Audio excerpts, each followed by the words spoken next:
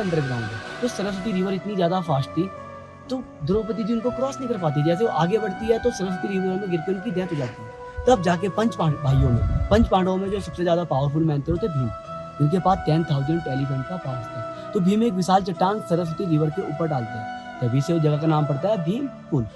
फिर वहां से पांडव लोग आगे बढ़ते हैं, आगे जाके एक एक करके सब पांडव खत्म हो जाते हैं। अंत में सिर्फ एक ही पांडव बचता है, युधिष्ठिर और एक कुत्ता। तो जाते हैं सतोपंथ तक। तो दादा यहाँ से सतोपंथ 25 किलोमीटर का ट्रैक पड़ता है। उसे एडवेंचर ट्रैकिंग कहते हैं। मैं एक्चुअली में ट्रैकिंग ही कराता हूँ, अभी ट्रैक नहीं है मेरे पास, तो इसलिए लोकल गाइडिंग कर रहा हूँ। तो वहाँ पे आने जाने में 5 डे लगता है, 3 डे अप 2 डे डाउन, पैदल जाना पड़ता है कैंपिंग करके। तो युधिष्ठिर वहाँ पे तक पहुँचते हैं तो उनको स्वर्ग से फूलों की डोली आती लेने को, जिसे कहते हैं पुष्पक विमान। अच्छा। तो वो कहते हैं युधिष्ठिर जी हम आपको स्वर्ग से लेने आए, और आपके साथ जो कुत्ता है इसे स्वर्ग में अलाउड नहीं करेंगे। तो फिर युधिष्ठिर जी कहते हैं मेरे चारों भाई खत्म हो चुके हैं, मेरी वाइफ द्रौपदी खत्म हो चुकी है, सबने मेरा एक एक करके साथ छोड़ दिया, पर इस कुत्ते ने मेरा साथ नहीं छोड़ा है। अगर ये कुत्ता स्वर्ग में नहीं जाएगा तो मैं भी नहीं जाऊंगा। तो इतनी सी बात पे कुत्ता अपने असली रूप में आता है। वो एक्चुअली में यमराज थे जो युधिष्ठिर जी का टेस्ट ले रहे थे। तो सिर्फ युधिष्ठिर ही स्वर्ग में पहुंचे हैं, इसलिए धर्म के रास्ते पे चलने वाले को कहा गया है धर्मराज युधिष्ठिर। और ये पूरा माना गाँव महाभारत से जुड़ा हुआ है। उसके पीछे का लॉजिक ये है, इसी माना गाँव में गणेश जी द्वारा महाभारत लिखी गई है और वेद व्यास जी द्वारा महाभारत बताई गई है। तो वेद व्यास जी ऋषियों में सबसे बड़े महर्षि माने जाते हैं।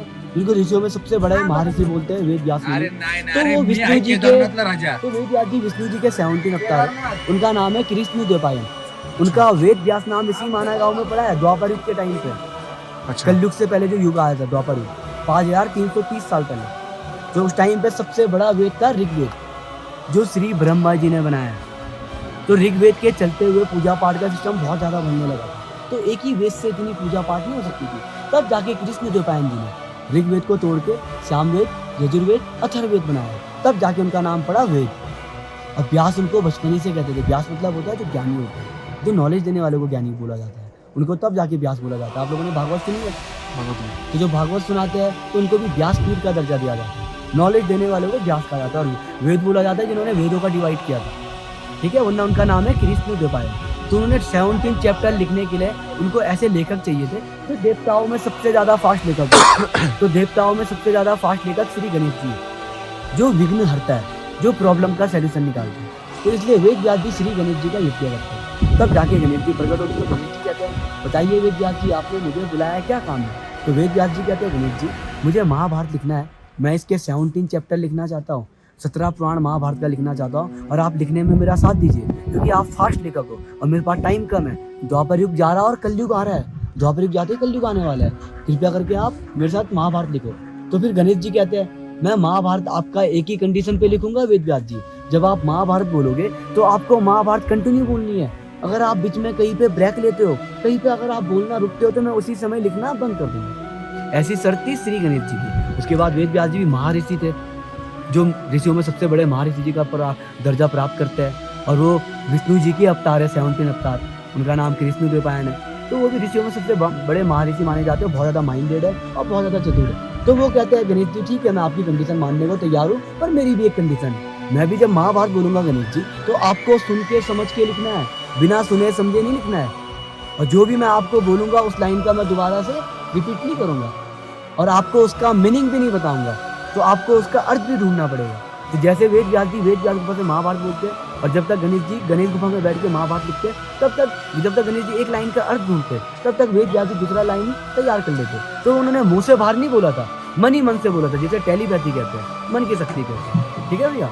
तो 17 चैप्टर महाभारत का लिखा गया है। इसके बीच में जब लिखते लिखते गणेश जी की कलम टूट जाती है, तो गणेश जी के पास इतना टाइम नहीं था कि दूसरी कलम लेके आए। तब जाके गणेश जी अपने दांतों से महाभारत आगे बढ़ाते हैं। और गणेश जी जो है, गणेश जी का दांत यहाँ पे नहीं टूटा था, गणेश जी का दांत बहुत पहले टूट चुका था। जब गणेश जी छोटे थे तो बचपन से ही नटखट थे। एक टाइम पे उनके पिताश्री से मिलने परशुराम जी आते हैं, तो परशुराम जी का वो गणेश जी रास्ता रोक के खड़े हो जाते हैं क्योंकि बचपन से ही नटखट थे।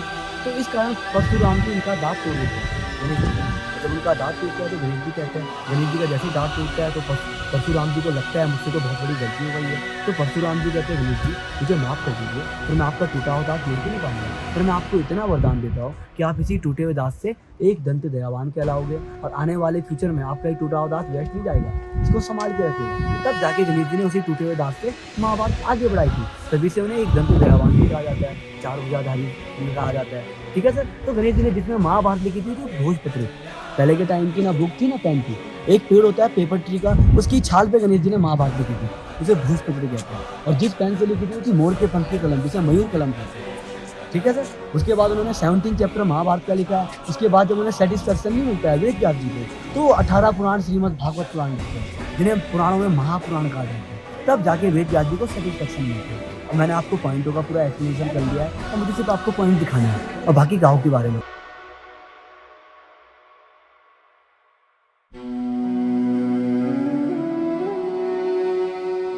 सामने जो दिख रहा है ना आपको, वो हमारा यहाँ का फेस्टिवल हॉल है, कम्युनिटी हॉल।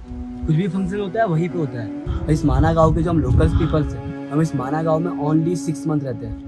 6 मंथ के बाद जैसे ही यहाँ पे बर्फ पड़नी स्टार्ट होती है और बद्री नारायण जी के कपाट क्लोज होते हैं, तो हम इस माना गांव को छोड़ के दूसरे जगहों में शिफ्ट हो जाते हैं, चमोली डिस्ट्रिक्ट गोपेश्वर में। हमारे सामने जो रिवर दिख रही है, ये सरस्वती रिवर, और जो उधर से आ रही है वो अलकनंदा रिवर है, और दोनों का जो संगम हो रहा है इसका नाम है केशव प्रिया। और सरस्वती माता जी बिल्कुल यहाँ पे शांत हो चुकी है। इसके बाद ये अलकनंदा में समा गई है, कन्वर्ट हो गई है, अभी अलकनंदा बन गई है यहाँ से। ठीक है, 100 मीटर से आती है और 300 मीटर पे खत्म हो जाती है। तो जो सरस्वती रिवर ये यहीं पे शांत इसलिए होती है, इसके पीछे का लॉजिक गणेश जी और वेद व्यास जी को जुड़ा है। जब 5330 साल पहले गणेश जी द्वारा महाभारत लिखी जा रही थी और वेद व्यास जी द्वारा महाभारत बताई जा रही थी, तो दोनों के बीच में कंडीशन थी कि हमें महाभारत कंटिन्यू करनी है, क्योंकि द्वापर युग जाते ही कलयुग आने वाला था, उनके पास समय कम था।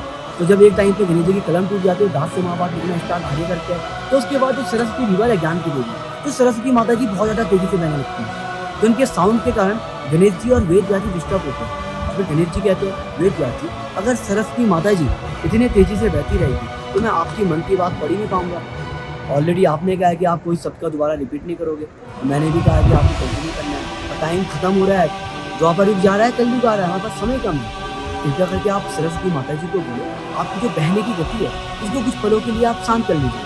तो फिर वेद व्यास जी कहते हैं, ठीक है गणेश जी, मैं माता जी से विनती करता हूँ। फिर वेद व्यास जी सरस्वती माता जी को बोलते हैं, हे माता सरस्वती, हम महाभारत के बारे में लिखे हैं, इसमें हमारी सरस्वती में लिखना नहीं है, पर आपकी फास्ट गति के कारण गणेश जी मेरी मन की बात नहीं कर पा रही।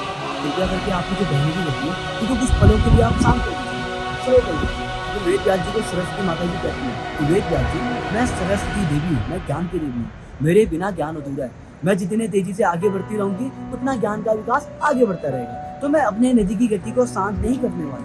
तो इस कारण वेद व्यास जी सरस्वती माता जी को श्राप देते हैं, कहते हैं कि मैं तुम्हें श्राप देता हूँ, तुम इसी माना गांव से स्टार्ट होगे और यहाँ से 300 मीटर आगे जाके तुम शांत हो जाओगे। तो जहाँ पे शांत हो रही है ना सर, यही से धीरे धीरे पाताल लोक में जाती है, धरती के अंदर जाती है, पर हमें अंदर जाती नहीं दिखती है, ऐसा वेद शास्त्रों में लिखा है। और जो शांत होती है वो अलकनंदा के संगम में मिक्स होती है, जिसे केशव प्रयाग कहते हैं। पूरे पहाड़ों में 5 प्रयाग के बाद 6वां प्रयाग है। अगर वेद व्यास जी सरस्वती माता जी को पूरा गायब कर देते तो आने वाले डेट में हम सारे लोग बिना नॉलेज के होते, क्योंकि सरस्वती माता जी ज्ञान की देवी है, ज्ञान का सागर है। तो ज्ञान का आरंभ इसी माना गांव से हुआ है 5330 साल पहले द्वापर युग के टाइम में। अगर ये पूरी गायब हो जाती ना, तो आने वाले फ्यूचर में हम सारे लोग अज्ञानी होते, बिना नॉलेज के होते। इसके बाद सरस्वती रिवर इस माना विलेज के अलावा कहीं नहीं दिखती है। इसके बाद सीधे निकलती है प्रयागराज में, जहाँ पे 3 नदियां दिखती है, पर सरस्वती रिवर वहाँ पे अंडरग्राउंड है, जैसे गुप्त गाम नहीं जाए। बाकी मैंने आपको लॉजिक बता दिया है, अब आगे चलिए।